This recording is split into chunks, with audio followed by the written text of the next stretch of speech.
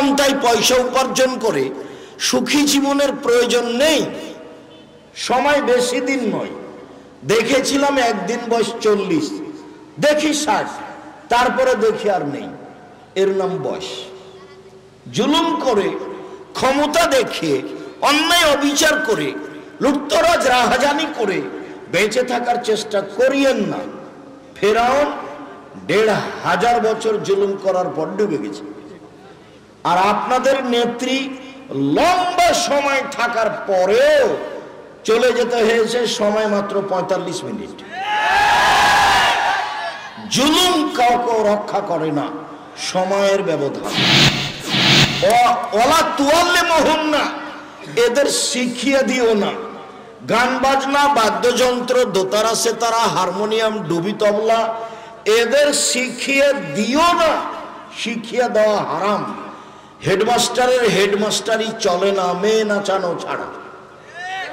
হেডমাস্টারের হেডমাস্টারি চলে না গান বাজনা বাদ্যযন্ত্র ছাড়া। অথচ আল্লাহর নবী টোটালি হারাম করেছেন। এবার শুনেন একই হাদিসে শেষ বাক্য আরো কঠিন, ওয়াসামানুহুন্না হারাম, এর মাধ্যমে উপার্জিত সম্পদ হারাম। হারাম শব্দ আল্লাহ রাসূলের মুখের ভাষা। হারাম শব্দ আল্লাহ রাসূলের মুখের ভাষা। যত মাধ্যম আছে, নাচ গানের মাধ্যমে, ডুবি তবলার মাধ্যমে, সেতারা দোতারার মাধ্যমে, হারমোনিয়ামের মাধ্যমে, মেয়েদের নাচের মাধ্যমে, সব হারাম, টোটালি হারাম, সম্পূর্ণরূপে হারাম। উমামা বাহিলি রাদিয়াল্লাহু তাআলা আনহু বলেন, রাসূল সাল্লাল্লাহু আলাইহি সাল্লাম বলেছেন, লা তাবিউল কায়নাত, পৃথিবীর মানুষ তোমরা খেলতামাশা বাদ্যযন্ত্র ক্রয় বিক্রয় করো না, এর ব্যবসা চিরদিনের জন্য হারাম। দোকানে টিভি রেখে ল্যাংটা মেয়ে নাচিয়ে জিনিস বিক্রি করা, এই জিনিস, এই টাকা পয়সা সম্পূর্ণরূপে হারাম। এর বৈধ হওয়ার কোনো পথই নাই।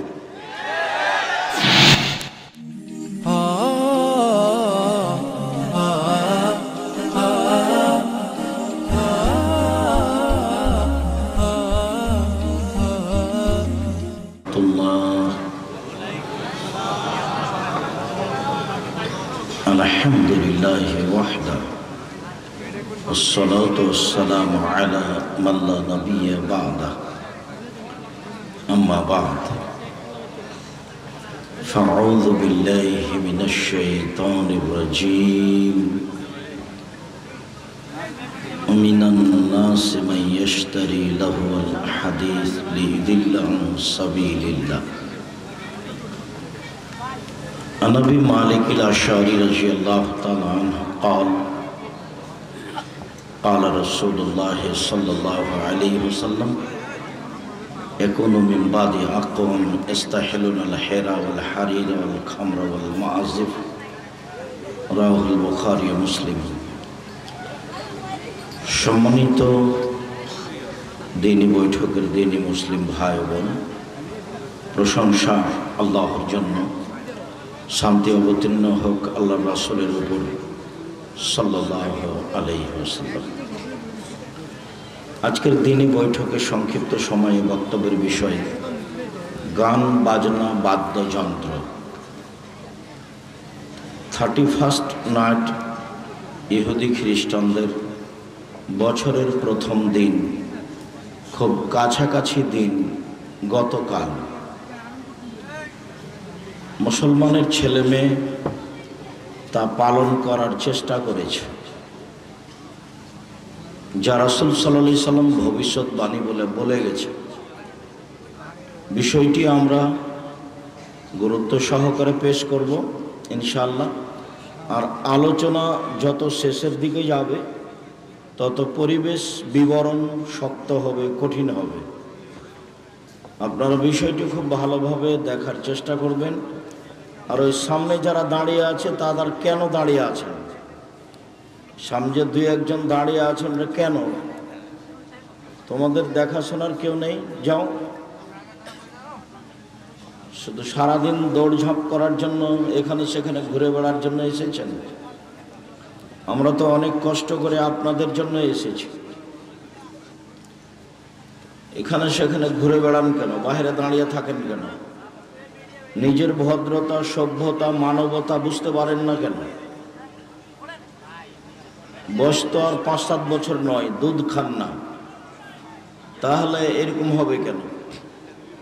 এটা নিজের মানবতার পরিচয় দিবেন, বললেই কষ্ট স্বীকার করে আসতে হবে কেন? পরিবেশ সুন্দর রাখার চেষ্টা করবেন। যারা আপনারা দোকানপাটে আছেন বা খাওয়ার অবস্থাতে আছেন বা কোথাও ব্যস্ত আছেন, ছেড়ে চলে আসেন, আপনার জন্য এসেছি। আর আজকে আপনাকে অনেক গুরুত্বপূর্ণ কথা শোনাবো ইনশাআল্লাহ, যা আমাদের চরিত্র ইহুদি খ্রিস্টানদের চরিত্রের সাথে মিশে যাবে মর্মে। আল্লাহ তাআলা বলেন, ওমিনান নাসি মান ইয়াশতারি লাহওয়াল হাদিস লিয়ুযিল্লা আন সাবিলিল্লাহ ওয়া ইয়াত্তাখিযাহু হুজুয়া ওয়া লাহুম আযাবুম মুহিন। আর যারা খেল তামাশা, গান বাজনা, বাদ্যযন্ত্র ক্রয় করে, আল্লাহ বলেন মানুষের মধ্যে হতে যারা গান বাজনা, খেল তামাশা, বাদ্যযন্ত্র ক্রয় করে অজ্ঞতাবশত, যার জ্ঞান আছে, বুদ্ধি বিবেক আছে, সে গান বাজনা, খেল তামাশার মাধ্যম ক্রয় করবে না। তাই আল্লাহ বলছেন যে অজ্ঞতাবশত, জ্ঞানহীন অবস্থায়, মূর্খতা অবস্থায় যদি গান বাজনা, খেল তামাশা, বাদ্যযন্ত্রের মাধ্যম ক্রয় করে, তাহলে আল্লাহুম আযাবুম মুহিন, তাদের জন্য রয়েছে অপমানজনক শাস্তি। অপমানজনক।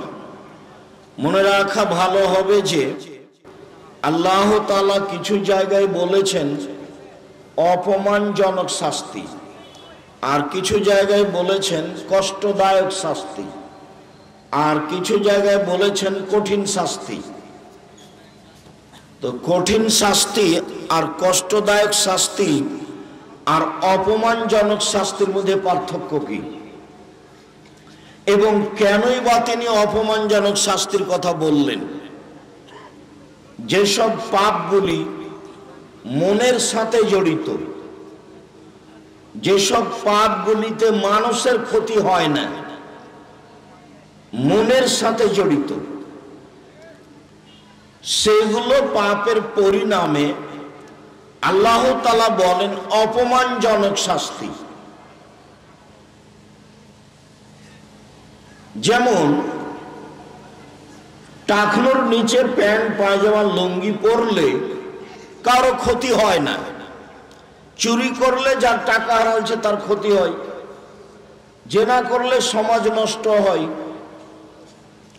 ডাকাতি করলে পয়সা নষ্ট হয়, সুদ খেলে ক্ষতি হয়, ঘুষ দিলে ক্ষতি হয়, এগুলো সব মহাপাপ। মানুষ হত্যা করলে ক্ষতি হয়, মহাপাপ। কিন্তু টাকনুর নিচে প্যান্ট পরলে এমন কি ক্ষতি হয়? কারো কিছুই হয় না।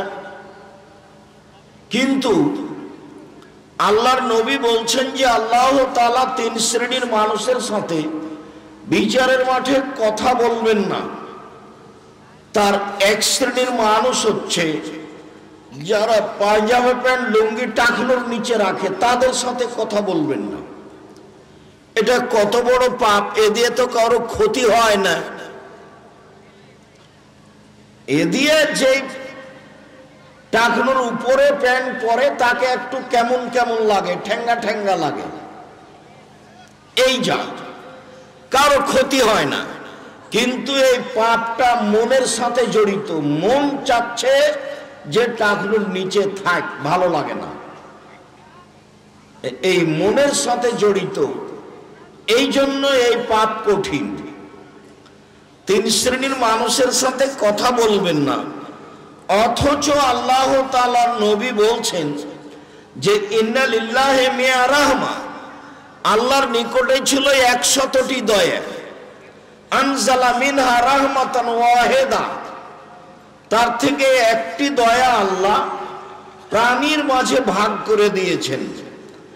একটি দয়ার ভাগ পেয়ে গাভী তার বাচ্চাকে জিহ্বা দিয়ে চাটে, একটি দয়ার ভাগ পেয়ে কুকুর তার বাচ্চাকে জিহ্বা দিয়ে চাটে, আদর করে। একটি দয়ার ভাগ পেয়ে মুরগি তার বাচ্চাকে আদর করে ডাকে। একটি দয়ার ভাগ পেয়ে মানুষ তার ছেলে মেয়েকে হাজারো বার চুমা দেয়, আদর করে। 99টা দয়া আল্লাহ নিজের কাছে রেখেছেন। ইয়ারহামু বিহা আলা ইবাদিহি ইয়াউমুল কিয়ামা, এ দিয়ে আল্লাহ বিচারের মাঠে বান্দাদের প্রতি দয়া করবেন,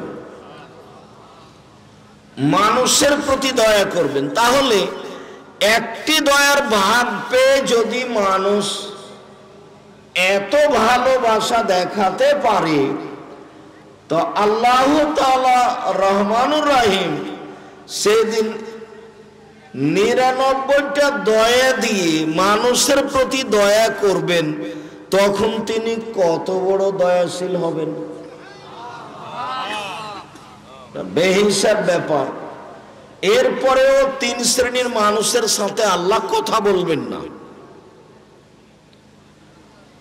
রাসূল সাল্লাল্লাহু আলাইহি সাল্লাম বলেছেন, ওয়াদানি রাব্বি আইদখিলা মিন উম্মতি 70,000 মালাক, 70,000 বেগরে হিসাব ওয়ালা আজাব। আল্লাহর সাথে আমার চুক্তি হয়েছে, এ কথা আমাদের নবী বলেন। আল্লাহর সাথে আমার চুক্তি হয়েছে যে 70,000 মানুষকে তিনি আমার উম্মতের বিনা হিসাবে জান্নাতে দিবেন, যাদের হিসাব নিকাশ হবে না। এ ব্যাপারে আল্লাহর সাথে মুহাম্মদ সাল্লাল্লাহু আলাইহি সাল্লামের চুক্তি হয়েছে। তিনি আরো বলেন, অসালাসা হাসায়াতিন মিন হাসায়াতি রাব্বি, আমার প্রতিপালক দয়া করে বিচারের মাঠে 3 অঞ্জলি মানুষ জাহান্নাম থেকে বের করে জান্নাতে দিয়ে দিবেন। আমার প্রতিপালক বিচারের মাঠে দয়া প্রকাশ করো তো জাহান্নাম থেকে 3 অঞ্জলি মানুষ বের করে জান্নাতে দিয়ে দিবেন। তার মানে আল্লাহর নবী দেখালেন আমার আল্লাহ কত বড় দয়াশীল। এরপরেও তিন শ্রেণীর মানুষের সাথে আল্লাহ কথা বলবেন না। এক, আল মুসবিল, টাকনুর নিচে পায়জামা প্যান্ট লুঙ্গি পরে যে। 2, শাইখুন জানিন, বেশি বয়সে জেনা করে যে। 3, আয়লুন মুস্তাকবির, গরিব মানুষ গৌরবী যে, অহংকারী। গরিব মানুষ অহংকার করে। কিভাবে বুঝবেন? রিক্সা নিয়ে মোড়ে গিয়ে রিক্সার উপরে উঠে বসে আছে, আপনি বললেন চলেন একটু সামনে যাব, তো বলছে এখন যাব না। আরে এখন যাব না মানে এই জন্যই তো তুমি এসেছো। এর নাম অহংকার। গরিব মানুষ কম দামের মাছ কিনতে হবে, তো বেশি দামের মাছ কিনেছে, কর্জ করে খাবে। এখন বইয়ের পাল্লায় পড়ে বেশি টাকা দিয়ে শাড়ি কিনেছে, দিনই চলে না, সংসারই চলে না, আবার বেশি দামের কাপড় কেন, মাছ কেন? এর নাম হচ্ছে গৌরবী মানুষ, গরিব মানুষ। এর সাথে আল্লাহ কথা বলবেন না, তার স্বভাব ভালো নয়। এই জন্য তো টাকনুর নিচে প্যান্ট পরলে তো কারো ক্ষতি হয় না, তো আল্লাহ তার সাথে কথা বলবেন না কেন? এই পাপটা মনের সাথে জড়িত। এই জন্য গান বাজনা, খেল তামাশা, বাদ্যযন্ত্র মানুষের মনের সাথে জড়িত পাপ। একটা মেয়ে নাচবে উলঙ্গ নগ্ন হয়ে, দেখে ভালো লাগবে, চক্ষু ঠান্ডা হবে, কলিজা ঠান্ডা হবে, অন্তর জুড়িয়ে যাবে, এই মনের সাথে জড়িত পাপ। এই জন্য এদের জন্য অপমানজনক শাস্তি।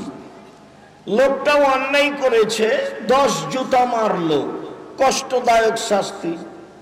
10 লাঠি মারলো, কঠিন শাস্তি। তো বলল যে মাটিতে থুতু ফেলে জিহ্বা দিয়ে চেটে নাও, এটাই শাস্তি। তো শাস্তি তো তিনটাই, অপমানজনক কোনটা? পরেরটা হলো অপমানজনক। তো যারা মনের সাথে জড়িত পাপে লিপ্ত হবে তাদের জন্য অপমানজনক শাস্তির ঘোষণা আল্লাহ তাআলা দিয়েছেন। তা হলো খেলতামাশা, বাদ্যযন্ত্র, তা হলো চাল চলনে, পোশাক আশাকে, নিয়ম কানুনে, খাতা কলমে, অফিস আদালতে, চলাফেরাতে, রাস্তাঘাটে, সব কিছুতেই ইহুদি খ্রিস্টানদের সাথে মিশে যাওয়া, শিষ্টাচারগত ভাবে। এই নিয়ে আজকে অতীব গুরুত্বপূর্ণ তথ্যবহুল বিবরণ হবে বলে আমরা আশা করছি ইনশাআল্লাহ। উকবা ইবনে আমির রাদিয়াল্লাহু তাআলা আনহু বলেন, তোমরা দায়িত্ব পালন করছো না, সামনে আপনি দাঁড়িয়ে থাকেন কোন শরমে? আমি তো আপনাকে ভালোবাসি, আমি তো আপনার জন্য এসেছি, আপনি দাঁড়িয়ে থাকেন কেন? এই তোমরা যাও, ওই কেউ দাঁড়াতে পাবে না, এসব বসেন, জায়গা তো আছে। ওদেরকে যেতে বলো, তোমরা যাও যাও, ওদের চলে যেতে বলো।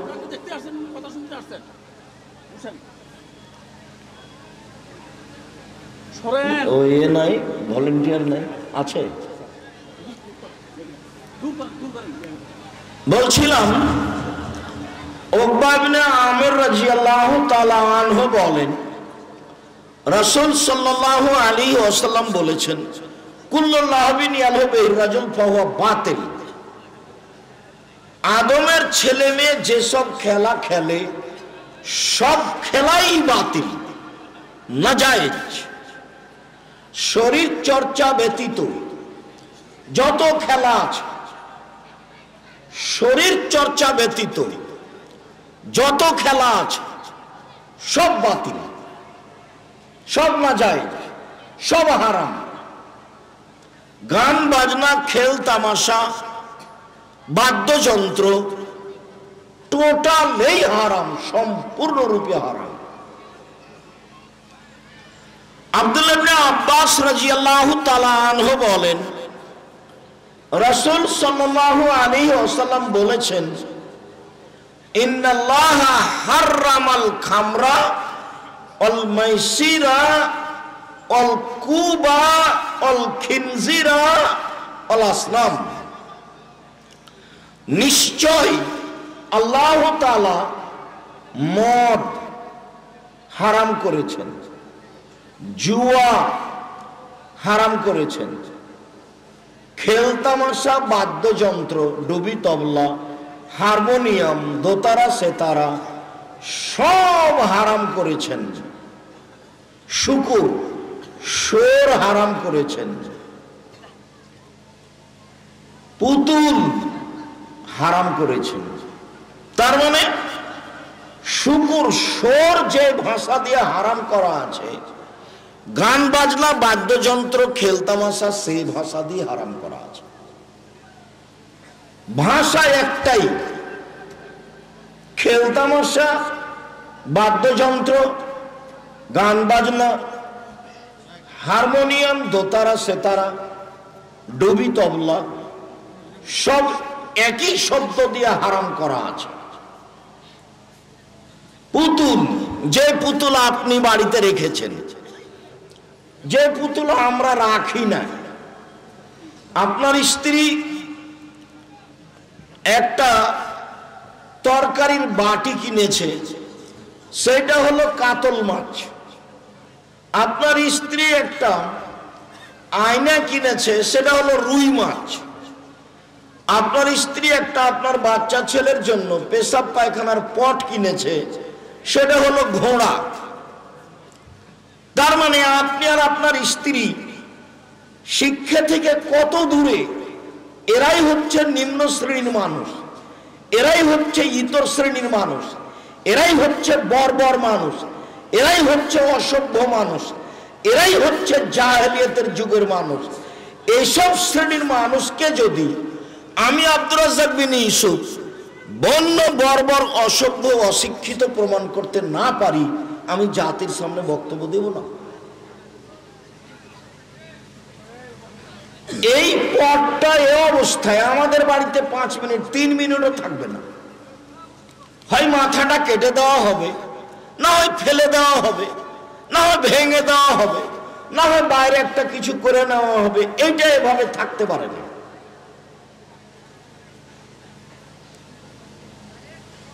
হতেই পারে না। কেমনে হতে পারে এটা? এই জাতি কি করে ইংরেজি বছরের জানুয়ারির প্রথম দিন এই জাতি কি করে মানতে পারে? কি করে তাদের সাথে খেলতামাশায় মত্ত হতে পারে? কি করে নাচ গানে মত্ত হতে পারে? এই জাতি অসভ্য, এসব ছেলেমেয়ের বাপ অসভ্য, এসব ছেলেমেয়ের মা অসভ্য। এরাই হচ্ছে ইতর শ্রেণীর মানুষ, এরাই হচ্ছে 3% অশিক্ষিত মানুষ, যার ব্যাপারে রাসূল সাল্লাল্লাহু আলাইহি ওয়াসাল্লাম কঠোরভাবে বিরোধিতা করতে বলেছেন। আলোচনা যত শেষের দিকে যাবে দেখবেন রাসূলের পক্ষ থেকে ভাষা তত ভারী হয়ে যাচ্ছে। দেখেন, উমামা বাহিলি রাদিয়াল্লাহু তাআলা আনহু বলেন, রাসূল সাল্লাল্লাহু আলাইহি সাল্লাম বলেছেন, লা তাবিউল কায়নাত, পৃথিবীর মানুষ তোমরা খেলতামাশা বাদ্যযন্ত্র ক্রয় বিক্রয় করো না, এর ব্যবসা চিরদিনের জন্য হারাম। দোকানে টিভি রেখে ল্যাংটা মেয়ে নাচিয়ে জিনিস বিক্রি করা, এই জিনিস এই টাকা পয়সা সম্পূর্ণরূপে হারাম। এর বৈধ হওয়ার কোনো পথই নাই। এই কথা আমি বলিনি, এই কথা আল্লাহর নবী বলেন।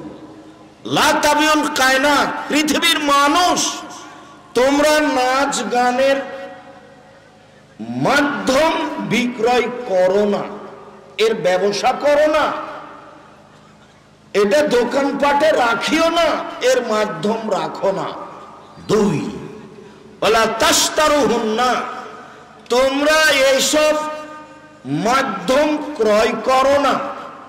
গান বাজনা খেলতামাশার মাধ্যম তোমরা ক্রয় করো না। আদেশ, নিষিদ্ধ আদেশ, কঠিন ভাবে নিষেধ করেছে। ধারাবাহিক যাচ্ছে দেখেন। ওয়ালা তুআল্লিমুহুন্না, এদের শিখিয়ে দিও না।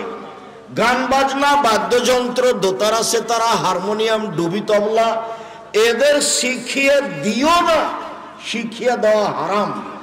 হেডমাস্টারের হেডমাস্টারি চলে না মেয়ে নাচানো ছাড়া। হেডমাস্টারের হেডমাস্টারি চলে না গান বাজনা বাদ্যযন্ত্র ছাড়া।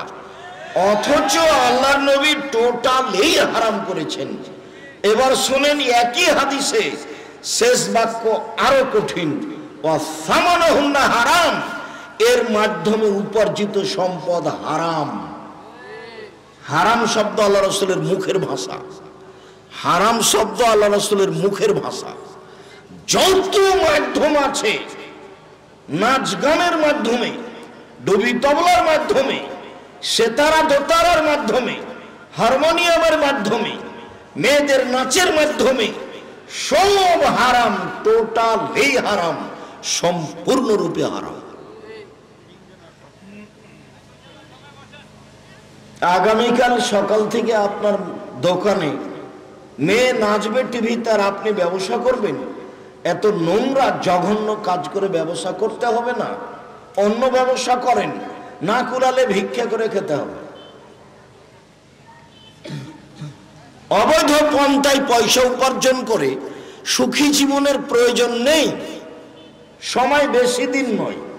দেখেছিলাম একদিন বয়স 40, দেখি 60, তারপরে দেখি আর নেই। এর নাম বয়স।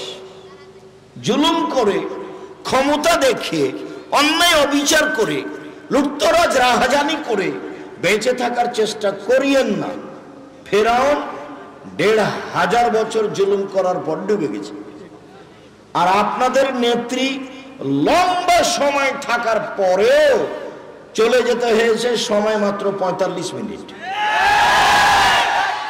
জুলুম কাউকে রক্ষা করে না, সময়ের ব্যবধান। কবে ধরবেন তিনি ভালো জানেন। তিনি বলছেন যে ইন্নাল্লাহা ইউমলি লিয-যালিম, জালেমকে আল্লাহ সুযোগ দেন। আল্লাহ নবী বলছেন যে আল্লাহ জালেমকে সুযোগ দেন, তো জুলুম করতেই থাকে। এজা আখাযাতুল লাম ইউফলিতু, যখন তাকে ধরেন তখন আর ছাড়েন না। আল্লাহর ধরা বড় কঠিন। যখন সেই জনপদকে ধরলেন, যে জনপদকে উল্টিয়ে দিলেন, আল্লাহর ধরা বড় কঠিন।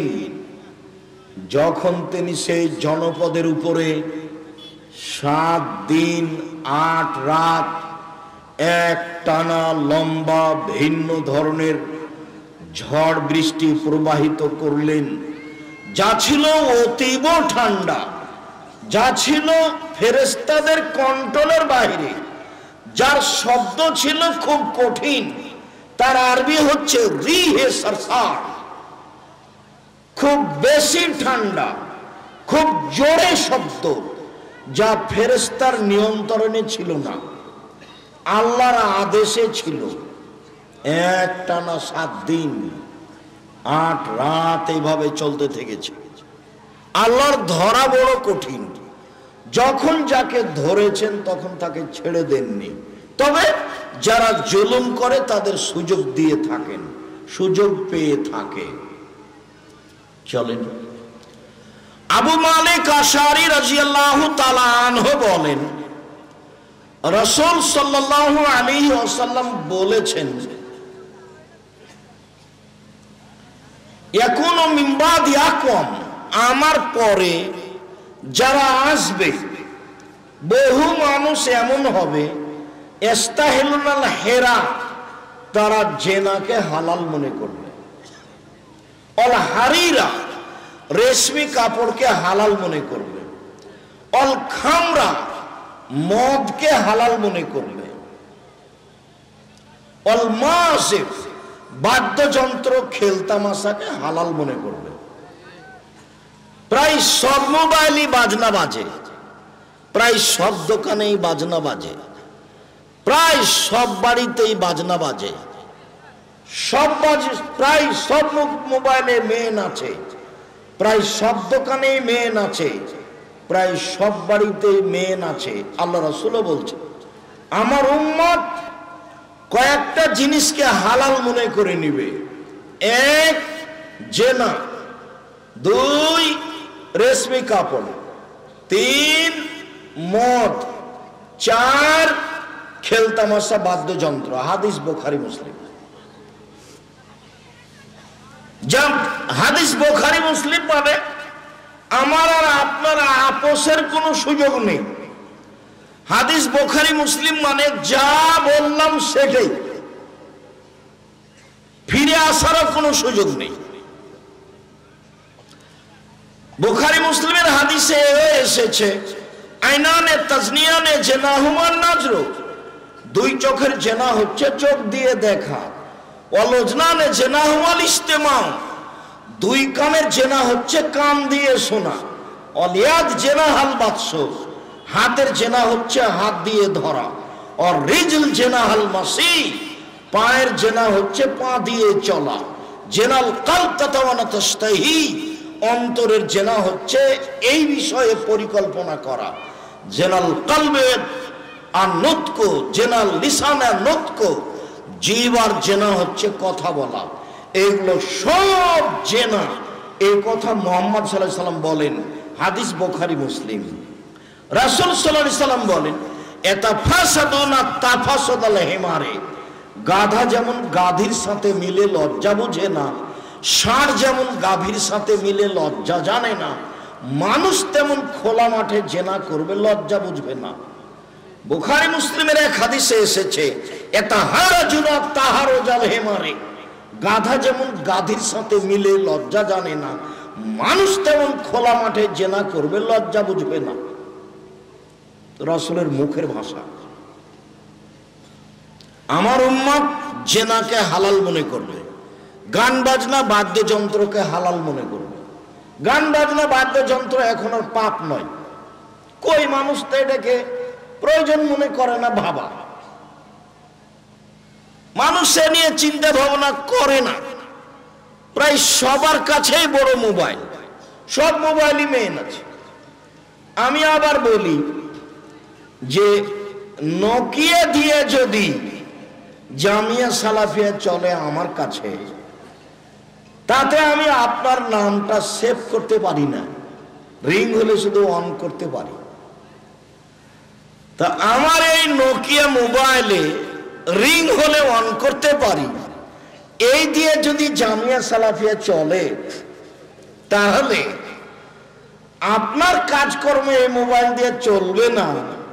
এটা আপনি কি দিয়ে বুঝাতে চাচ্ছেন? আপনার হাতে এই মোবাইল কেন?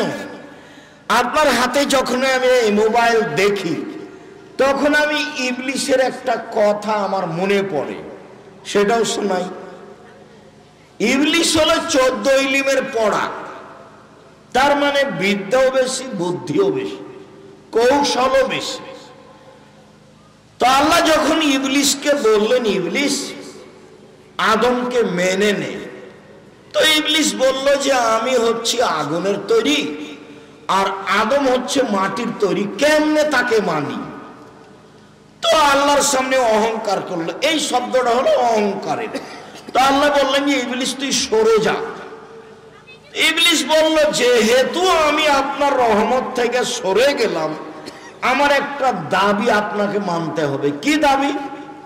আমাকে কিয়ামত পর্যন্ত বেঁচে থাকার সুযোগ দিতে হবে। তো ওর ভাষাটা ছিল ইলা ইয়াউমিল কিয়ামা, কিয়ামত পর্যন্ত। তখন আল্লাহ তার উত্তরে বলেন, আচ্ছা ঠিক আছে, ইলা ওয়াক্তি মালুম, একটা সময় পর্যন্ত তোকে সময় দিলাম। তার মানে ইবলিস সুযোগ পেয়ে গেল। যখন ইবলিস সুযোগ পেয়ে গেল, তখন বলছে, দেখেন ইবলিসের ভাষা শোনেন, ও বলছে রব্বি, হে আমার প্রতিপালক। দেখেন বলার ঢং কেমন। ইবলিস বলছে রব্বি, হে আমার প্রতিপালক, তোমার সম্মানের কসম, ঘৃণা করি। এটা কারণে মানুষ দাঁড়িয়ে থাকবে, সেটা ভিন্ন কথা, কিন্তু অপ্রস্তুতি অবস্থায় থাকবে আর আমি হাদিস বুখারী মুসলিমের নকল করব, এটা আমি করি না। দেখেন আল্লাহ রাসূল কিভাবে বলছেন। এবার বলছেন, মজ বলতে পারো আল্লাহ আমাদের কাছে কি পান আর আমরা আল্লাহর কাছে কি পাই, পরস্পর পাওনা কি, এটা কি বলতে পারো মজ? তখন মজ বলছেন যে আল্লাহ রাসূল আলাম, জি না, আমি বলতে পারবো না। আল্লাহ এবং আল্লাহ রাসূল ভালো জানেন আমরা যে কি পাই, তিনি যে কি পান, তিনি যে কি পান, আমরা যে কি পাই, সেটা আল্লাহ রাসূল ভালো জানেন। তখন আল্লাহ রাসূল বলছেন, মজ শোনো, আল্লাহর পাওনা হলো আমাদের কাছে যে আমরা শিরক করব না, আর আমাদের পাওনা আল্লাহর কাছে যে তিনি আমাদের শাস্তি দিতে পাবেন না, শাস্তি না, শাস্তি দিতে পাবেন না।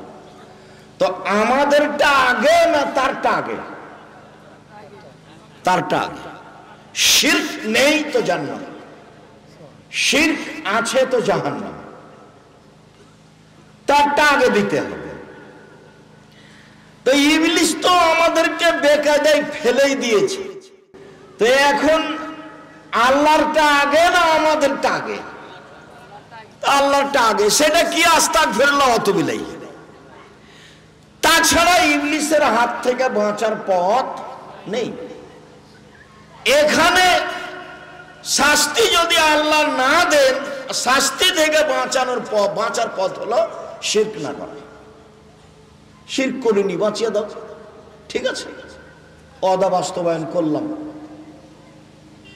এই জন্য আল্লাহ রাসূল বলেছেন, লাক্কানু মাউতাকুম লা ইলাহা ইল্লাল্লাহ, পৃথিবীর মানুষ শোনো, যার জান যায় যায়, জান যায় যায়, মরে মরে, যায় যায়, মরে মরে, এরকম সময়ে তার পাশে বলো লা ইলাহা ইল্লাল্লাহ, পাশে বলো লা ইলাহা ইল্লাল্লাহ। কেন? মান কানা আখিরু কালামিহি লা ইলাহা ইল্লাল্লাহ ফাদাখালাল জান্নাহ, কার যদি শেষ কালেমা লা ইলাহা ইল্লাল্লাহ হয় তাহলে সে জান্নাতে চলে গেছে। মানে লা ইলাহা ইল্লাল্লাহ মানে শিরক যা ছিল সব কেটে গেছে, যা পাপ ছিল সব কেটে গেছে। তো এখন মুখ দিয়ে বের করেছে লা ইলাহা ইল্লাল্লাহ, তারপরে মরে গেছে, এখন জান্নাত।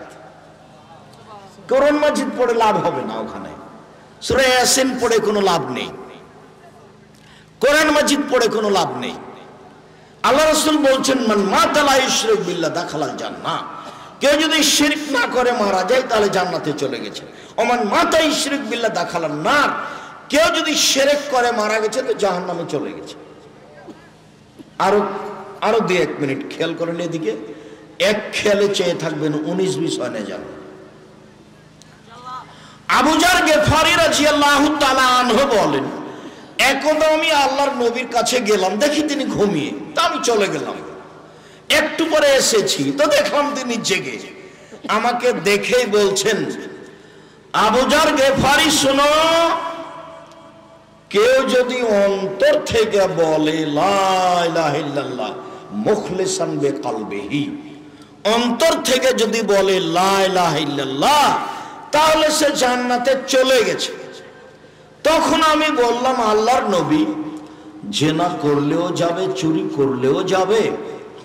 তা আল্লাহ রাসূল বললেন, জেনা করলেও যাবে, চুরি করলেও যাবে। আমি বললাম যে আল্লাহ রাসূল, জেনা করলেও যাবে, চুরি করলেও যাবে? তা আল্লাহ রাসূল বললেন, জেনা করলেও যাবে, চুরি করলেও যাবে। আর বললেন, আবু যার, আমি বলছি যাবে, তুমি আপত্তি করার কে? তোমার নাকটা মাটিতে মিশে যাবে। হাদিস বুখারী মুসলিম। এখানে একটু কথা আছে, আর একটা হাদিস বলি, তারপরে এই কথাটুকু বলবো ইনশাআল্লাহ, খুব খেয়াল করে থাকবেন। এটা হলো আবু যার গিফারী আর আল্লাহর নবী একসাথে। এইবার আবু হুরায়রা রাদিয়াল্লাহু তাআলা আনহু আল্লাহর নবী, আল্লাহ নবী একদা সাহাবীগণের মধ্য থেকে উঠে বাইরে যেতে লাগলেন, বাগানের দিকে যাচ্ছেন। তা আমি পিছে আছি, আমি আবু হুরায়রা। একবার তিনি এরকম দেখলেন, দেখে বলছেন, ও আবু হুরায়রা? তা বললাম, জি আমি আবু হুরায়রা। তো দুইজন হাঁটছি, বেশ কিছুক্ষণ হাঁটলাম। একটু পরে আমাকে বলছেন, আবু হুরায়রা তুমি এখানে থামো, আমি আসছি। আমি থামলাম, চলে গেলেন, আর আসছেন না। ব্যাপারটা কি? কোনো দুর্ঘটনা ঘটলো নাকি? কোথায় তিনি? তাকাতে দেখে ওই যে আসছেন। কাছাকাছি তখন বলছেন, ওয়ানজানা ওয়ানসারাকা, চুরি করলে জেনা করলেও যাবে। ওয়ানজানা ওয়ানসারাকা, চুরি করলে জেনা করলেও যাবে। ওয়ানজানা ওয়ানসারাকা, চুরি করলে জেনা করলেও যাবে। আমি খালি দেখছি, কি রে আল্লাহ রাসূল কার সাথে কথা বলছেন? কাউকে তো দেখতে পাই না, কে কার সাথে কথা বলছেন? এবার পাশে চলে এসেছেন। তো বললাম, আল্লাহর নবী, আপনি কার সাথে কথা বলছিলেন? এই যে খালি বলছেন চুরি করলেও যাবে, জেনা করলে যাবে, এটা যে আপনি বলছেন, সে কে? কার সাথে কথা বলছেন?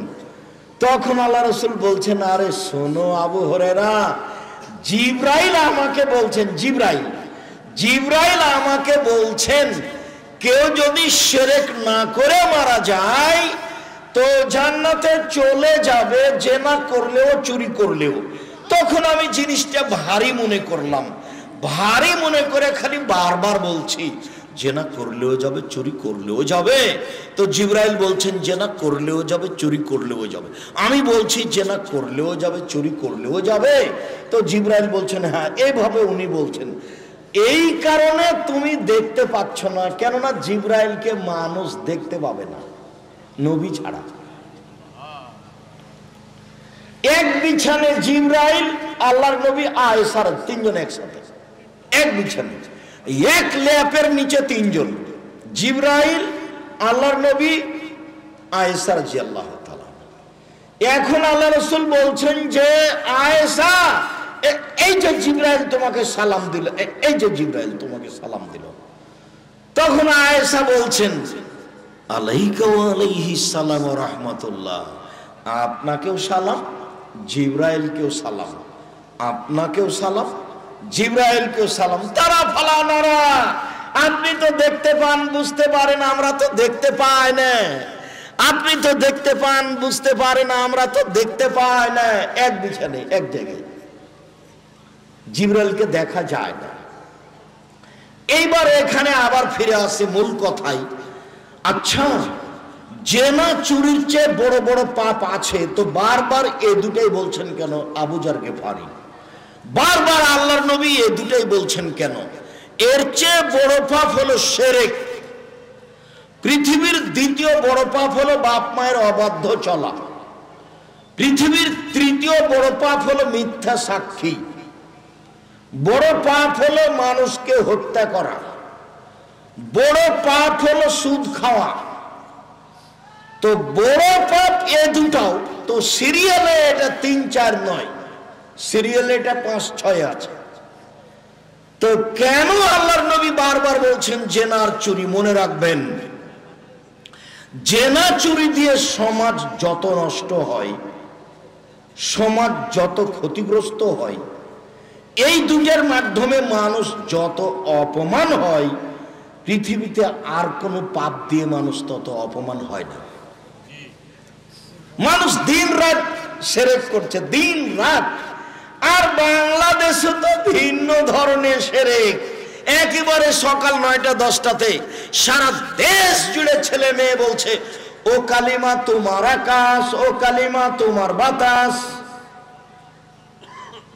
ঠাকুর কি করে আপনার কাছের মানুষ হলো? ঠাকুর হলো খ্রিস্টানদের দোসর বন্ধু। ও হলো খ্রিস্টানদের, ব্রিটিশদের দালাল। ও কত বড় খারাপ ঠাকুর, ওকে জানতে হলে পড়তে হবে ইতিহাসের ইতিহাস, চেপে রাখা ইতিহাস, বাজেয়াপ্ত ইতিহাস। এইসব ইতিহাস পড়লে বোঝা যাবে ঠাকুর কত বড় মানুষ। এটা বুঝলে জানতে হবে বঙ্কিমচন্দ্রের রাজ সিংহ। তাহলে বোঝা যাবে ঠাকুর কত বড় শয়তান। ঠাকুর বাংলাদেশের জন্য কত বড় শত্রু। ঠাকুর ঢাকা বিশ্ববিদ্যালয়ের জন্য কত বড় শত্রু। ঠাকুর বাংলা ভাষার ব্যাপারে কত বড় শত্রু। এরপরেও ঠাকুর যতবার বলে ও কালিমা তোমার আকাশ, ও কালিমা তোমার বাতাস, তোমার আকাশ তোমার বাতাস। আমি বলেছি 1971 সাল থেকে নিয়ে আজ পর্যন্ত বাংলাদেশে কোনো শিক্ষিত মানুষ শিক্ষামন্ত্রী হয়নি। নলে ঠাকুরের এই গান জাতির কাছে আসতে পারে কি করে? আমি বলেছি তোর বাপের আকাশ, আজ থেকে নিয়ে 30 বছর আগে বলেছি।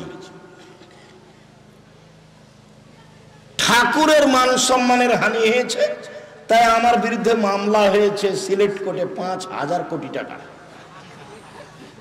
ঠাকুরের সম্মানের হানি হয়েছে, তাই মুসলমানের বাচ্চা, নিম্ন শ্রেণীর মানুষ, অশিক্ষিত এরা, বর্বর এরা আমার বিরুদ্ধে মামলা করে সুনামগঞ্জ সিলেটে 1,000 কোটি টাকা। কেন? ঠাকুরের মানের সম্মানের হানি হয়েছে। আমি বলেছি তোর বাপের আকাশ। আর এসব মুসলমানের ছেলে নির্দ্বিধায় স্কুলে গিয়ে বলছে তোমার আকাশ, ওমা তোমার আকাশ, ওমা তোমার বাতাস। আমি কোনোদিন বলিনি, আমার ছেলে মেয়ে বলে না। জাতির যদি রাস্তাঘাট করে দিতে না পারি, জাতির যদি স্কুল কলেজ করে দিতে না পারি, জাতিকে চূড়ান্ত সঠিক ধর্ম দিতে পারবো ইনশাআল্লাহ। ধর্মের ব্যাপারে জাতিকে ফাঁকি দিয়ে পরকাল হারাতে রাজি নই। ঠাকুর বন্ধু নয়, ঠাকুর বন্ধু নয়। ভারতের যারা সবচেয়ে মুসলমানের বড় বড় শত্রু, তার শীর্ষস্থানে আছে ঠাকুর। ঠাকুরের গান আপনার কাছে প্রিয় হয় কি করে? আপনি আবার কি করে শিক্ষিত মানুষ হলেন এটা আমি বুঝিনি।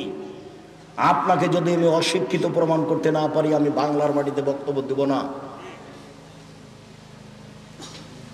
শুনুন, শিরক মহাপাপ, এরপরেও সিরিয়ালে আসলো না। এই দুটা বারবার বলছেন আল্লাহর নবী। বাপ মায়ের অবাধ্য চলা মহাপাপ, তারপরে সিরিয়ালে আসলো না। বারবার আল্লাহ নবী এই কথা বলছেন। মিথ্যে সাক্ষী দেওয়া মহাপাপ, এরপর আল্লাহ রাসূল সিরিয়ালে এই দুটাই বলছেন, এই দুটাতে সামাজিকভাবে মানুষ যত অপমান হয় আর কোনো কিছুতে মানুষ তত অপমান হয় না। চোর যখন ধরা পড়ে তখন চোর চোরকে মারে, জেনার লোক যখন ধরা পড়ে তো আর একজন জেনাকার বলে যে শয়তানকে পিটা মারো। এই দুটা পাপ।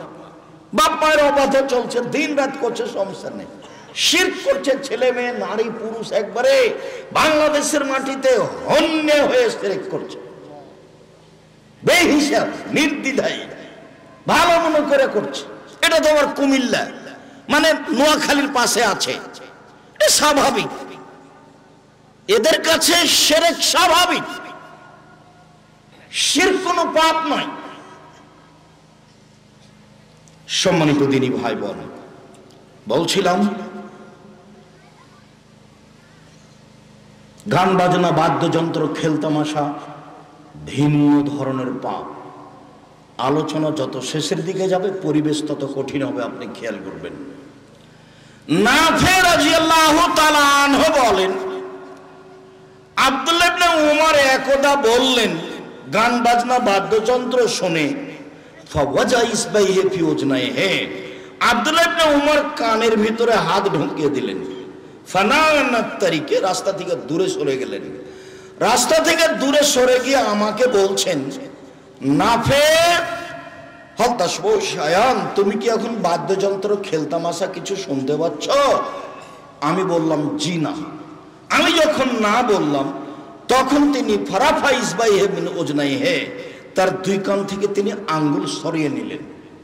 সরিয়ে নিয়ে বলছেন, নাফে শুনো, একদা আমি নবীর সাথে ছিলাম, কুনতু মান নবী সাল্লাল্লাহু আলাইহি সাল্লাম, একদা আমি নবীর সাথে ছিলাম।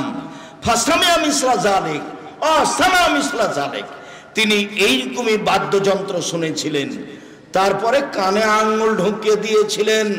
তারপর ওখান থেকে সরে গিয়ে বললেন, আব্দুল্লাহ ইবনে উমর, তুমি কি বাদ্যযন্ত্র শুনতে পাচ্ছ? আমি বললাম জি না। তখন তিনি তার কান থেকে আঙ্গুল সরিয়ে নিলেন। বলেন, আপনার ছেলের কানে ইয়ারফোন লাগা আছে, তখনও নাকি আপনি শিক্ষিত মানুষ। আপনার ছেলে 31st নাইট আনন্দ সহকারে পালন করছে, তখনও না আপনি নাকি শিক্ষিত মানুষ। জি না, এরাই হচ্ছে ইতর শ্রেণীর মানুষ, এরাই হচ্ছে 3rd মানুষ, এরাই হচ্ছে বর্বর অসভ্য মানুষ। ভুল হিসাব, বরং তাই নয়, এরা কুকুর শৃগালের চেয়ে খারাপ, এরা পশু প্রাণীর চেয়ে খারাপ। আমি এ কথা বলিনি। আল্লাহ বলেন, বুঝেও বুঝে না ওরা অন্তর আছে, বুঝে না, দেখেও দেখে না ওরা চক্ষু আছে, দেখে না, শুনেও শোনে না ওরা কান আছে, শোনে না। উলাইকা কালানাম, তারা পশু প্রাণীর মতো, তারা গরু ছাগলের মতো, তারা কুকুর শৃগালের মতো, ভালো মজাল, বরং তার চেয়ে খারাপ। এ কথা আমি বলিনি, এ কথা আল্লাহ তাআলা বলেন। সম্মানিত দিনী ভাই বোন, এই ছেলে বসো।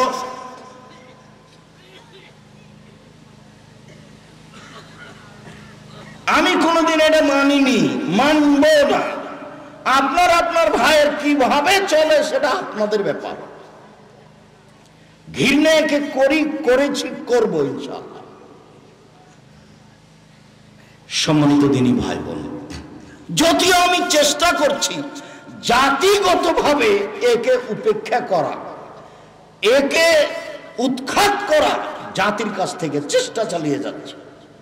সেজন্যই মাঝে মধ্যে বলি, আমার মনে বড় সাধ, এই দেশের মাটিতে আমি উন্নত মানের প্রতিষ্ঠান গড়বই ইনশাআল্লাহ, যেখানে ছেলে মেয়ে বাংলা, ইংরেজি, আরবি উন্নত মানের শিক্ষা অর্জন করে জাতির অন্যায়ের বিরুদ্ধে লড়বে, মুখে কলমে মিডিয়েই লড়বে ইনশাআল্লাহ। তার আমি বাস্তব দেখতে পাচ্ছি। দেশের সর্ববৃহৎ প্রতিষ্ঠান জামিয়া সালাফিয়া, শিক্ষা মানে দেশ বিদেশের শিক্ষক দিয়ে ভরপুর। সৌদি আরব থেকে আসেন শিক্ষক, বর্তমানে আছেন। ইন্ডিয়া থেকে শিক্ষক আসেন, যারা বর্তমানে আছে, দেশের যারা আছে। খালি ভর্তি পরীক্ষায় গতকালকে উপস্থিত হয়েছিল প্রায় সব প্রতিষ্ঠান 2,5-3 হাজার মতো। একটা প্রতিষ্ঠানে উপস্থিত হয়েছি, তো পাগড়ি পরায় যেগুলো হাফেজ, 3-4টা হাফেজ পাগড়ি পরাচ্ছে। তো শেখ জোহানি, মোহাম্মদ জায়দ আল জোহানি, সাবেক প্রফেসর মদিনা বিশ্ববিদ্যালয়, মদিনারই মানুষ। তা আমাকে বলছে যে আব্দুর রাজ্জাক, আপনি আপনার প্রতিষ্ঠানে ছেলেদেরকে পাগড়ি পরান না কেন? আমি বলছি যে অন্তত 50 জন হবে হাফেজ এক বছরে, 50-55 জন। একটা মাদ্রাসাতে হিফখানাতে যত ছাত্র আছে তত ছাত্র ওখানে কোরআন হিফজ করে এক বছরে, তাই কয়টার পাগড়ি পরাবেন? মঞ্চে নিয়ে চলো, মঞ্চ ভর্তি হয়ে যাবে, মানুষ বসবে কোথায়, এগুলো কি করবে কোথায়? যার কারণে সাধারণত এটা করা হয় না। শিক্ষা মানে শিক্ষক গুণে দেশ বিদেশের বড় বড় শিক্ষক, আয়তনে বিশাল প্রতিষ্ঠান। আপনার বাড়ির পাশে যেটা, সেটা এটা প্রায় এখন 100 বিঘা জমির উপরে, রূপগঞ্জ, নারায়ণগঞ্জ, ঢাকা, কাঞ্চন ব্রিজ, বাণিজ্য মেলার পিছনে প্রায় 100 বিঘা জমির উপরে। যেটা রাজশাহীতে সেটা প্রায় 40 বিঘা জমির উপরে। যেটা মহিলা শাখা সেটা প্রায় 60 থেকে 70 বিঘা জমির উপরে। দিনাজপুরে প্রায় 20 বিঘা জমির উপরে। এরকম 8-10 বিঘা জমি আছে ফেনীতে, এভাবে 8-10 বিঘা জমি আছে ময়মনসিংহে, এভাবে 8-10 বিঘা জমি আছে কুষ্টিয়াতে, এরকমই কাছাকাছি পরিমাণ জমি আছে যশোরে, এইভাবে কিছু জমি আছে বগুড়ায়। প্রায় দেশে জামিয়া সালাফে গড়বে সময়ের ব্যবস্থা ইনশাআল্লাহ, ব্যবধানে ইনশাআল্লাহ। এরকম জমি আছে আপনার এতে ওই চট্টগ্রাম শহরে, ইনশাআল্লাহ সময়ের গতিতে সব ব্যবস্থা হবে। বরিশালে চলমান রয়েছে। আমি আপনার দুয়ার দিকে খালি চেয়ে আছি।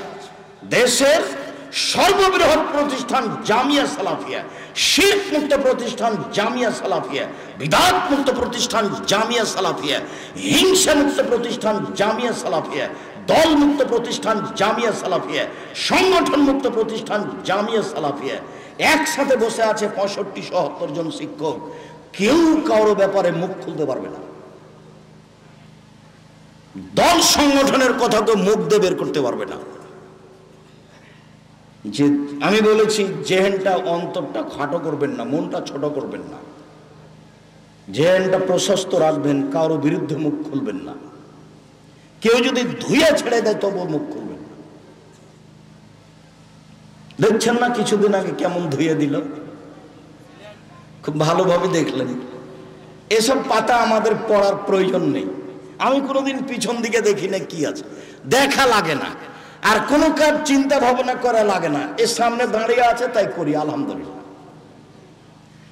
এতদিন 32 লক্ষ টাকা বেতন লাগছিল মাসে, 32 লক্ষ টাকা বেতন। প্রত্যেক দিন বিকালে লেবার মিস্ত্রি বিল 30,000, 40,000, 50,000, 1 লাখ এরকম আছে প্রত্যেক দিন। জমি কিনা তো আছেই। এইখানে যেটা আপনার রূপগঞ্জ, নারায়ণগঞ্জ মসজিদ যে অংশ শুরু হয়েছে তার পাইলিং খরচ আছে প্রায় 2 কোটি টাকা, মেঝে ঢালাই আছে প্রায় 2 কোটি টাকা। যান দেখে আসেন। এই যে 13-14 সম্মেলন আছে, যাবেন, মনটাকে ফ্রি করে যাবেন। দেখা দরকার নিজের জিনিস, সঠিক আকীদার জিনিস। বিশাল প্রতিষ্ঠান, আলহামদুলিল্লাহ, সঠিক আকীদার মানুষ। আমি চেষ্টা চালিয়ে যাচ্ছি, আল্লাহ তুমি কবুল করো। আল্লাহ। বলছিলাম সম্মানিত দিনী ভাই বোন, আল্লাহর নবী কানে আঙ্গুল দিয়ে গান বাজনা থেকে সরে গেলেন। সেই গান বাজনা আপনার দোকানে চলে, আপনাকে কেন খারাপ লাগে না? আপনার চরিত্র ইহুদি খ্রিস্টানের সাথে কেন মিলে গেল? হিন্দুদের সাথে কেন মিলে গেল? আপনার বিবাহ শাদীতে গান বাজনা বাদ্যযন্ত্র কেন চলে? আপনাকে খারাপ লাগে না কেন? আপনার চরিত্র হিন্দুদের সাথে মিশে গেল কিভাবে? আল্লাহ রাসূল এই কথাই বলছেন। একটু আবু মালিক আশআরী রাদিয়াল্লাহু তাআলা আনহু বলেন, রাসূল সাল্লাল্লাহু আলাইহি সাল্লাম বলেছেন, লা ইয়াসরাবান্না নাস মিন উম্মতি আল খামরা, আমার উম্মত মদ খাবে, ওয়াইসমুনা হবে গেরে ইসমিহা, নাম দিবে অন্য। এই কথাটা আপনাকে একটু স্পষ্ট করি। আমি কিন্তু বহুদিন থেকে বলে আসছি, সেটাই হলো পেপসি, ঠান্ডা, কোকা কোলা আসি। এক শ্রেণীর মানুষ বলেছেন না এটা নয়, তখন আমি বলেছি আচ্ছা ঠিক আছে, 1 মিনিটের জন্য 5 মিনিটের জন্য ধরে নিলাম যে ঠান্ডা পেপসি কোকাকোলা আরসি নয়, তো সেইটা কোনটা আপনি একটু বলেন না। আল্লাহর নবী যে বললেন আমার উম্মত মদ খাবে নাম দিবে অন্য, তো বলেন সেটা কোনটা। আপনি যদি বলেন সেটা ইয়াবা, তাহলে ঠিক হবে না। কেন? সবাই বলে এটা মদ। আপনি যদি বলেন সেটা হিরোইন, তাহলে এটা ঠিক হবে না। কেন? সবাই বলে এটা মদ। আপনি যদি বলেন সেটা গাঁজা, তাহলে ঠিক হবে না। কেন? সবাই বলে এটা মদ। আপনি এমন নাম বলেন যেটা মানুষে খাচ্ছে মদ, অথচ নাম দেওয়া আছে অন্য, সেটা বলে কোনো কথা নেই, শুধু খালি বিরোধিতা। বিরোধিতাতে অভাব নাই। আমি বললাম 7 ভাগে কুরবানি চলবে না 7 পরিবারে, এমন ভাবে বলছে যেভাবে কে বলছে চলবে না, দিয়ে হাদিস 2-4টা মেরে দিচ্ছে। ও যে হাদিস 2-4টা মেরে দিচ্ছে, আমি আব্দুর রাজ্জাক বিন ইউসুফ, আপনার হুজুরের চেয়ে আমার মেধা বেশি নয়, তবে আমি চর্চা করি বেশি। আপনার হুজুরেরই মেধা বেশি। আমি তো 26-27 বছর থেকে ফতোয়া লিখছি, 16 সাল থেকে ফতোয়া বোর্ড পরিচালনা করি। আমি যখন ফতোয়া বোর্ডে বসি তখন আমার সামনে বড় বড় বিদ্বান, ইন্ডিয়া জামিয়া সালাফ বানারসের হেড মুহাদ্দিস যিনি বুখারীর শিক্ষক, তিনি আপনাদের জামিয়া সালাফে বুখারীর শিক্ষক, তিনি আমার সামনে বসে থাকেন। যারা মেধাই আহলে হাদিসের সর্বোচ্চ, জামিয়া সালাফে বানারস থেকে মদিনায় গেছেন, মদিনায় উচ্চ ডিগ্রি অর্জন করে এসেছেন, তারা আমার সামনে বসে থাকেন। আমি ফতোয়া বোর্ড পরিচালনা করি 6-7 বছর থেকে। তা আপনি কি মনে করলেন যে আমি সে হাদিস জানি না? আর আল্লাহর অশেষ রহমত, 2-1টা হাদিস মুখস্থ নেই, হাজার হাজার মুখস্থ আছে। আপনি এমনিতেই ঢাকা পড়ে যাবেন, তারপরও মনে করি যে আপনার গোড়া বহাল থাকে, কিন্তু আপনাকে মনে রাখতে হবে যে আপনি ভুল পথে আছেন। 7 জনে কুরবানি আর 7 পরিবার দুটা এক নয়। আমি বলেছি 7 দিনে আকিকা দিতে হবে, 14 দিনে 21 দিনে হাদিস ঠিক নয়। কেন আপনার মেজাজ এরকম হয়? সঠিক উপরে যায় না কেন? যাওয়া উচিত, ভাবা উচিত। সম্মানিত দিনী ভাই বোন, বলছিলাম যে আপনি বের করেন না সেটা কোনটা, যে মানুষের মদ খাচ্ছে নাম দেওয়া আছে অন্য, এই পর্যন্ত বাক্যতে যা আছে আছে। এবার হাদিস কিন্তু বুখারী মুসলিম, দেখেন বাক্য সামনে বাড়ছে, কত জটিল।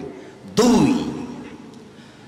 ইউযাফু বিল মাসিফাল মুগান্নিয়াত, এই সময়ের নেতাদের, বিত্তশালীদের, শিল্পপতিদের সম্মান করা হবে নারী দিয়ে, গায়িকা দিয়ে, গান বাজনা দিয়ে, গান বাজনা বাদ্যযন্ত্র দিয়ে, গায়িকা দিয়ে এদের সম্মান করা হবে।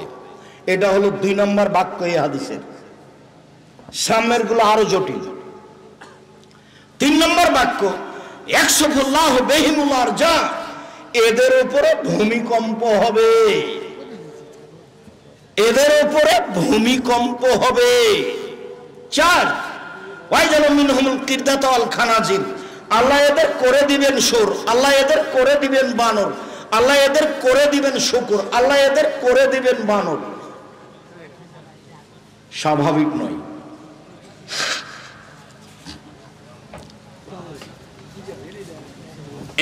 এক, মদ খাবে নাম দিবে অন্য। 2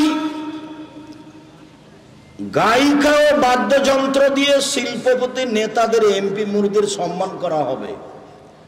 3 এদের উপরে ভূমিকম্প হবে।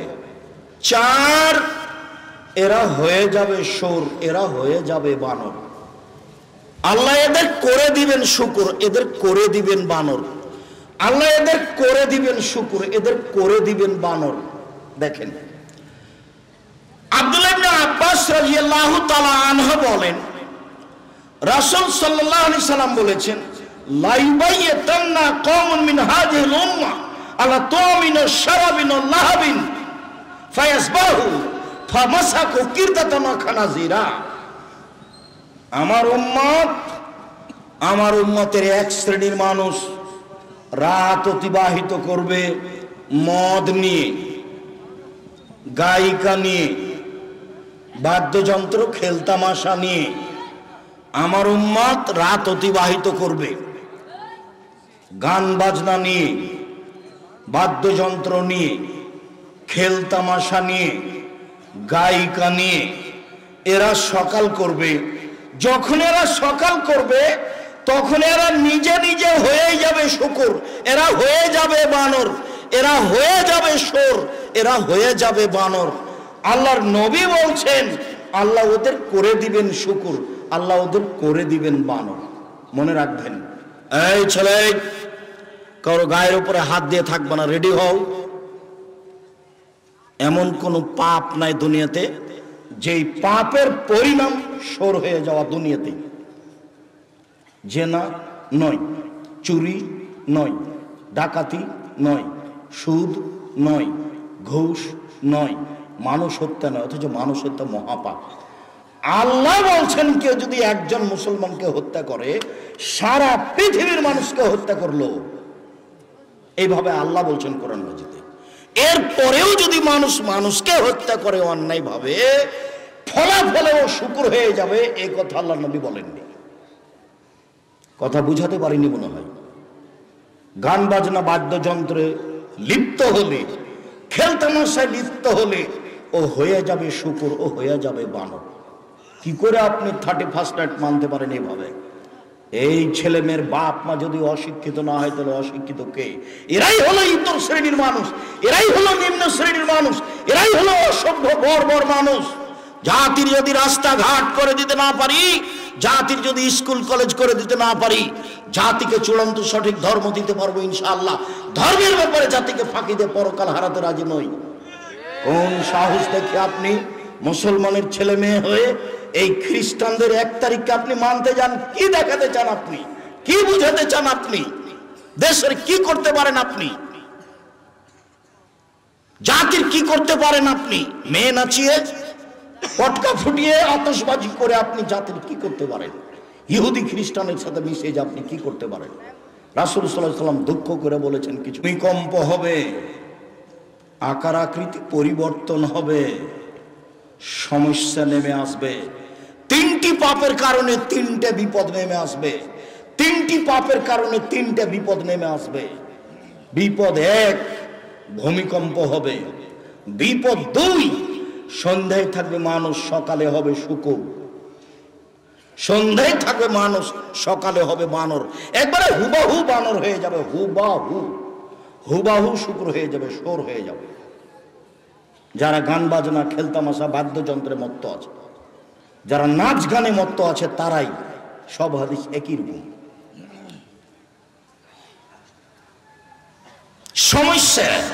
সমস্যা বিভিন্ন দিক থেকে নেমে আসবে। মাদ্রাসায় মারামারি, মসজিদে মারামারি, আলম ওলামার একজন আর একজনের বিরুদ্ধে কথা বলা, একজন আর একজনকে ধুয়ে ছেড়ে দিচ্ছে চিন্তা ভাবনা ছাড়াই।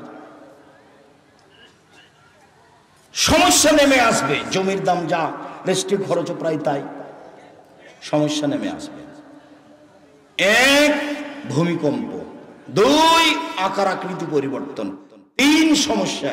এবার পাপ 3টে। 1, সারেবুল খমরা, মানুষ যখন নেশাদার দ্রব্য পান করবে তখন এরকম।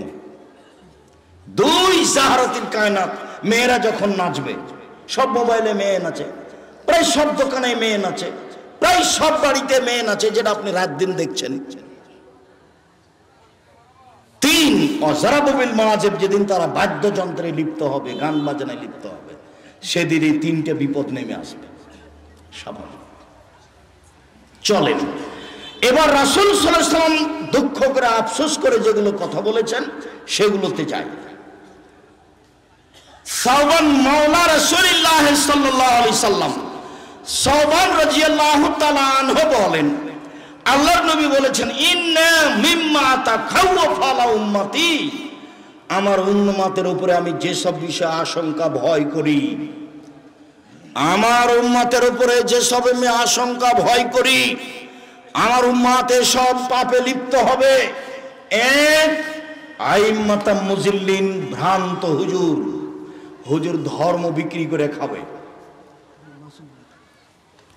শুনুন, কোরআন মাজিদ খুলে আয়াত দেখাচ্ছে, এ দেখেন আল্লাহ বলছেন ভোট দিতে হবে, এবার বলছেন। কোরআন মাজিদ খুলে দেখাচ্ছে যে আল্লাহ বলছেন মিলাদ করতে হবে। কোরআন মাজিদ খুলে দেখাচ্ছে হুজুর, আল্লাহ নবী বলছেন জাতির উপরে আমি আশঙ্কা করে গেলাম যেগুলো ঘটবে। এক, ভ্রান্ত হুজুর। উমর রাদিয়াল্লাহু তাআলা আনহু যদি আজকে বেঁচে থাকতেন তাহলে বাংলাদেশের শতকরা 95 জন বক্তার আজীবন জেল হতো, কেউ বাইরে থাকতে পারতো না। বক্তৃতা করা তো বহু দূরের কথা।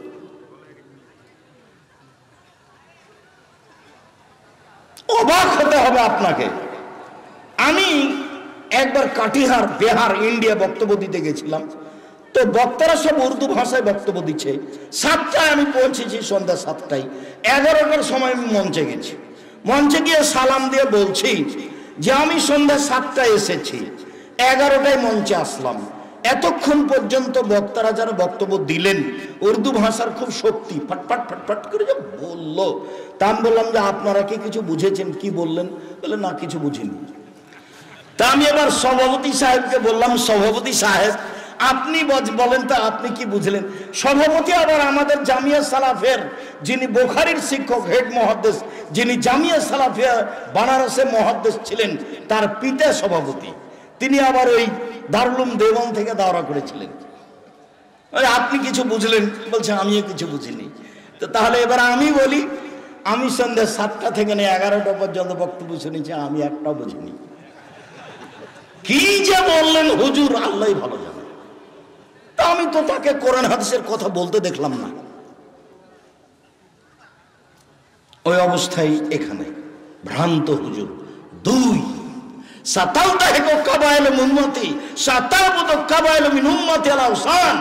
আমার উম্মত মূর্তি পূজা করবে, মূর্তিকে ভালোবাসবে, মূর্তিখানায় যাবে, ছেলে মেয়ের বাপ মায়ের ছবি মূর্তি সুন্দর করে সাজিয়ে রাখবে বাড়িতে।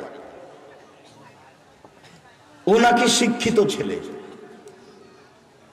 ও হলো কুসন্তান, অশিক্ষিত সন্তান। এরকম মানুষকে কবর দিতে এসেছি। কি করে তার ছেলে বাপের কবরকে এভাবে, তার বাপের ছবিকে এভাবে সাজিয়ে রাখতে পারে, মায়ের ছবিকে এভাবে সাজিয়ে রাখতে পারে? বলে যে আমি মাকে সম্মান করছি। বল হিসাব, মা মারা গেছে, মাটি দিয়ে বাড়িতে ঢুকে পাসপোর্ট সাইজের ছবিটা টুকরা টুকরা করে ছিঁড়ে ফেলে মায়ের জন্য হাত তুলে দোয়া করবে কবরের পাশে। এ হলো সুসন্তান। আমার উম্মত হিন্দুদের সাথে মিশে যাবে। দেখেন, সব বাড়িতে পুতুল আছে, সব বাড়িতে কাঁকড়া আছে। নাতির জন্য পুতুল কিনে নিয়ে এসেছে, না না। নাতির জন্য একটা পট কিনে নিয়ে এসেছে, না না, সেটা ঘোড়া। নাতির জন্য একটা কাপড় কিনে নিয়ে এসেছে, তাতে আছে আপনার ওই কার্টন। যেখানে যাবে সব ইহুদি খ্রিস্টান রাস্তাঘাট ঘিরে রেখেছে। 3, আমার উম্মত মিশে যাবে হিন্দুদের সাথে। নেন, এবার বিবাহ লাগলে বাদ্যযন্ত্র কাদের বাড়িতে হতো? হিন্দুদের বাড়িতে। মুসলমানের ছেলেরা দৌড়েই যেত। এখন তো প্রায় সব বাড়িতে গান বাজনা। ছেলে মেয়ের বিবাহ একবারে বাদ্যযন্ত্রের মাধ্যমে। আল্লাহর নবী বলছেন হিন্দুদের সাথে মিশে যাবে। 1, ভ্রান্ত হুজুর ধর্ম বিক্রি করে খাবে। 2, মূর্তি পূজা করবে। 3, হিন্দুদের সাথে মিশে যাবে। চলেন কাছাকাছি চলে আসি। আব্দুল্লাহ চলে এসেছে, আব্দুর রহিম রাস্তায় কাছাকাছি। আলহামদুলিল্লাহ, আমরা আল্লাহর শুকরিয়া আদায় করি। আলহামদুলিল্লাহ, জাযাকাল্লাহ খায়র। তাদের খিদমত আল্লাহ কবুল করুক। আল্লাহুম্মা আমিন। আপনারা আব্দুর রহিম আশা এবং বক্তব্য শেষ হওয়া পর্যন্ত ভদ্রতা বজায় রেখে বক্তব্য মূল্যায়ন করার চেষ্টা করবেন। সাধ করে দেখতে আসলেন, দেখে চলে গেলেন, এটা ভালো হবে। আসলেন ভদ্রতা বজায় রেখে বসে কথা শুনবেন, যেটা আল্লাহ রাসূলের নিয়ম। আপনিও শান্তি পাবেন, আমিও শান্তি পাবো। মানুষ ইহুদি খ্রিস্টানের সাথে মিশে যাবে। আব্দুল্লাহ ইবনে উমর বলেন, রাসূল সাল্লাল্লাহু আলাইহি ওয়াসাল্লাম বলেছেন, লা ইয়াতিয়ান্না আলা উম্মতি মা তাআলা বানি ইসরাঈল, আমার উম্মত ইহুদি খ্রিস্টানের সাথে মিশে যাবে। হাজওয়ান নাল বিন নাল, ডান পায়ের জুতা যেমন বাম পায়ের সমান। অন্য হাদিসে এসেছে ডান হাতের বিঘত যেমন বাম হাতের সমান। আমার উম্মত ইহুদি খ্রিস্টানের সাথে মিশে যাবে, চাল চলনে, পোশাক আশাকে, খাতা কলমে, শিক্ষায়, চলাফেরাতে, গাড়ি বাড়িতে, সব কিছুতে আমার উম্মত তাদের সাথে মিশে যাবে। ডান হাতের বিঘত যেমন বাম হাতের সমান সমান সমান মিশে যাবে, ডান পায়ের জুতা যেমন বাম পায়ের সমান সমান সমান মিশে যাবে। এই কথা বলতে বলতে আল্লাহ রাসূল ভাষাগত নিচে নামলেন।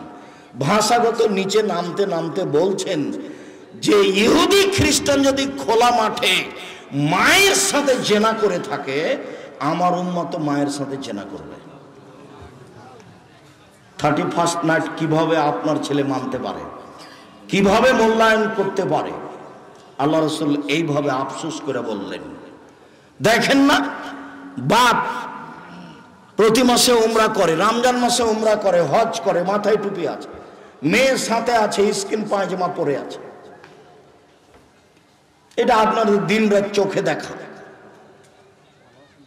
দিন রাত রাস্তাঘাটে, অফিস আদালতে, কোর্ট কাচারিতে, শহরে এগুলো দেখছেন। আল্লাহ রাসূল সাল্লাল্লাহু আলাইহি ওয়াসাল্লাম এগুলো আফসোস করে বলেছেন।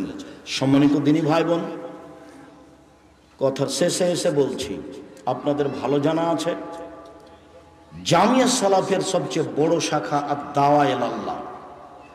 আদ-দাওয়া ইলাল্লাহ দেশব্যাপী মক্তব পরিচালনা করতে চাই, যেখানে কার্যক্রম হবে কোরআন শিক্ষা দেওয়া এবং আদর্শ আকীদা শিক্ষা দেওয়া।